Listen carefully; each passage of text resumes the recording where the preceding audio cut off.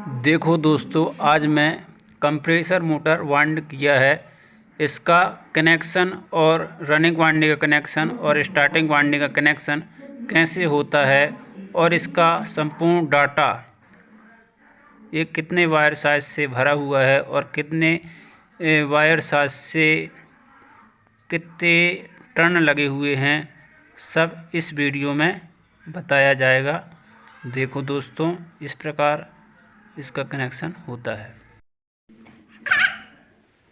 देखो दोस्तों, ये कंप्रेसर मोटर है। इसका जो ये रनिंग कॉइल है, इसका कनेक्शन देखो किस प्रकार करते हैं। देखो, हम कहीं से भी कोई भी तार पकड़ सकते हैं कनेक्शन के लिए। जैसे ये आउटर है, ये अंदर का इनर है ना। तो हम आउटर को पकड़ लेते हैं और दूसरे कॉइल के आउटर से आउटर जोड़ देते हैं। दूसरे कॉइल से आउटर ये जोड़ दिया। अब इस कॉइल का जो इनर तार बचा है, ये अगले कॉइल के इनर से जॉइंट कर देते हैं इस प्रकार से। ये अब इस कॉइल का आउटर तार बचा। अब इस आउटर तार को आउटर तार से जॉइंट कर देते हैं। ये अब इस मोटर में रनिंग वाइंडिंग के चारों कॉइलों में से एक इनर ये बचा, एक इनर ये बचा। ये दोनों दो इनर बचे, ये दोनों इनर को बाहर कर देते हैं। ये कनेक्शन हो जाएगा इसका।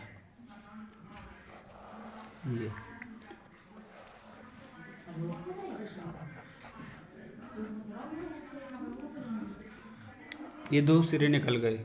इसका कनेक्शन कैसे हुआ?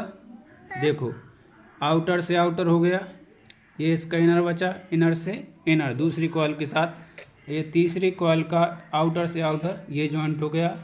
अब ये इनर इसका बच गया, एक इनर इसका बच गया। ये कनेक्शन के लिए चला जाएगा। ठीक है। देखो दोस्तों, अब स्टार्टिंग वाइंडिंग का जो है अपन को कनेक्शन करना है। इसका कनेक्शन भी किसी भी तार को पकड़ सकते हैं। जैसे उसमें आउटर पकड़े थे, इसी प्रकार इसमें भी आउटर पकड़ लेंगे। देखो, आउटर पकड़ लिए इसका। अब दूसरी कॉइल का आउटर के साथ इसका कनेक्शन हो जाएगा। आउटर से आउटर 1 2 3। अब इस कॉइल का इनर तार बचा है। इस इनर तार को ये तीसरे कॉइल के इनर के साथ कनेक्शन कर देते हैं। अब ये तीसरे कॉइल का आउटर तार बचा है, इसको चौथी कॉइल के आउटर के साथ मिला देते हैं। इसका कनेक्शन 1 से 3 भी हो जाता है, ऐसा कहते हैं। अब इसमें इनर दो तार बचे हैं, इनको कनेक्शन के लिए बाहर कर देंगे। इसका कनेक्शन हो जाएगा। एक इनर तार ये बचा और एक इनर तार ये बचा।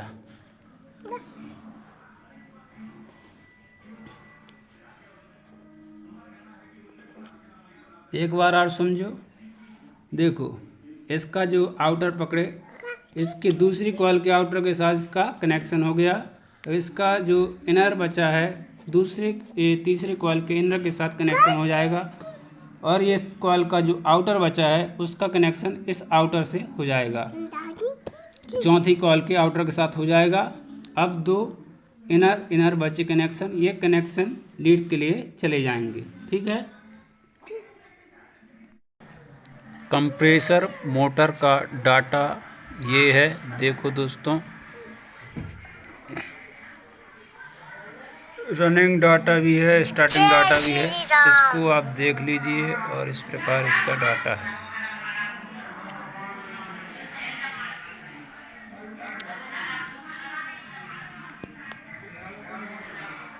ये डाटा नोट कर लो। देखो दोस्तों, इस कंप्रेसर मोटर का कनेक्शन कैसे होता है, आज मैं आपको बताऊंगा। कंप्रेसर मोटर का जो कंडेंसर स्टार्टिंग कैपेसिटर और रनिंग कैपेसिटर का कनेक्शन कैसे करते हैं। देखो कंप्रेसर मोटर में कैपेसिटर का कनेक्शन कैसे होता है। इसमें जो है स्टार्टिंग कैपेसिटर का कनेक्शन ये क्लच प्लेट के सहायता से होता है, क्योंकि जब मोटर रनिंग अवस्था हो जाती है तो क्लच प्लेट के द्वारा उसका जो कनेक्शन है वो हट जाता है और स्टार्टिंग कैपेसिटर निकल जाता है और वह सिर्फ रनिंग वाइंडिंग पर ही मोटर चलने लगती है। देखो दोस्तों, इस कंप्रेसर मोटर का कनेक्शन इस प्रकार होता है। सबसे पहले तो एक रनिंग तार और मोटर की जो 4 तार निकली हैं, 2 रनिंग के 2 स्टार्टिंग के, तो इसमें सबसे पहले अपन को कॉमन बनाना पड़ता है। तो इसमें एक रनिंग और एक स्टार्टिंग को मिला के उसको एक कॉमन बना देते हैं।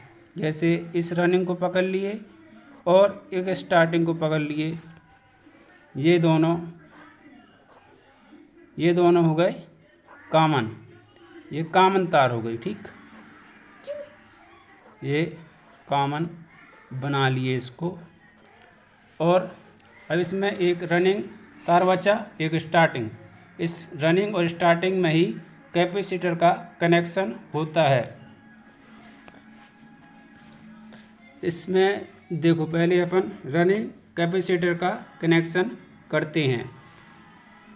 देखो एक ये लाल वाली जो है रनिंग वाइंडिंग का तार है और ये नीला वाला जो है स्टार्टिंग वाइंडिंग का तार है।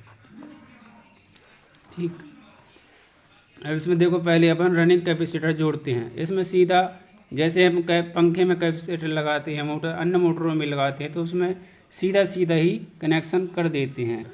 देखो इसका एक तार रनिंग वाइंडिंग में चला जाएगा और ये वाला स्टार्टिंग का, ये इसमें 2 तारों का इस प्रकार कनेक्शन हो जाता है। अभी और जो सप्लाई का वायर होता है, जो सप्लाई के 2 वायर होते हैं, सप्लाई वायर, ये 2 वायर हो गए सप्लाई के। इसका सप्लाई तो इसमें देखो एक तो ये सप्लाई का एक वायर जो है फेस और न्यूट्रल। फेस जो है सीधा ये कॉमन में चला गया और जो न्यूट्रल है ये इसको रनिंग वाले कैपेसिटर, इस रनिंग वाली कॉइल की कैपेसिटर इससे कनेक्शन हो जाता है। इसमें स्टार्टिंग वाले में टेप मार के अलग कर देते इसको। ठीक है, अब इसका जो है स्टार्टिंग कैपेसिटर के कनेक्शन कैसे करते हैं वो देखते हैं। देखो इसमें जो स्टार्टिंग कैपेसिटर के 2 वायर हैं, इसका एक तार सीधा अपन ये रनिंग वाइंडिंग के साथ जोड़ देते हैं और जो एक कैपेसिटर का तार है उसको क्लच प्लेट के माध्यम से स्टार्टिंग वाइंडिंग में देना है। देखो अब ये एक तार बचा है, इसको क्लच प्लेट के द्वारा क्लच प्लेट के एक वायर के साथ कनेक्शन कर देते हैं और जो दूसरा वायर है उसका कनेक्शन स्टार्टिंग वाइंडिंग वाले में जो कैपेसिटर रनिंग वाइंडिंग है उसमें जॉइंट कर देते हैं। क्योंकि जब मोटर क्लच प्लेट से कनेक्शन करने पर यह होता है कि जब मोटर पूर्ण घूमने लगती है तो उसमें जो है स्टार्टिंग कैपेसिटर वो निकल जाता है, उसका कनेक्शन निकल जाता है और वह सिर्फ रनिंग कैपेसिटर पर लगातार चलता रहता है और मोटर घूमने लगती है। स्टार्टिंग कैपेसिटर को इसलिए लगाया जाता है क्योंकि उसे घुमाने के लिए स्टार्टिंग कैपेसिटर का उपयोग किया जाता है और सिर्फ जब मोटर घूमती है, लोड अवस्था में जब होती है तो वो रनिंग वाइंडिंग पर ही लोड ज़्यादा होता है, स्टार्टिंग में लोड ख़त्म हो जाता है, वह सिर्फ रनिंग वाइंडिंग में ही लोड लेकर चलती है। अगर स्टार्टिंग कैपेसिटर लगातार मोटर में लगा रहा तो मोटर की स्टार्टिंग वाइंडिंग जल जाएगी और स्टार्टिंग कैपेसिटर भी फट सकता है। स्टार्टिंग कैपेसिटर 3 सेकंड तक ही मोटर में लगातार रहता है और उसके बाद वह उसका जो कनेक्शन है वो हट जाता है। इस प्रकार जो है कंप्रेसर मोटर का कनेक्शन होता है। ठीक है दोस्तों।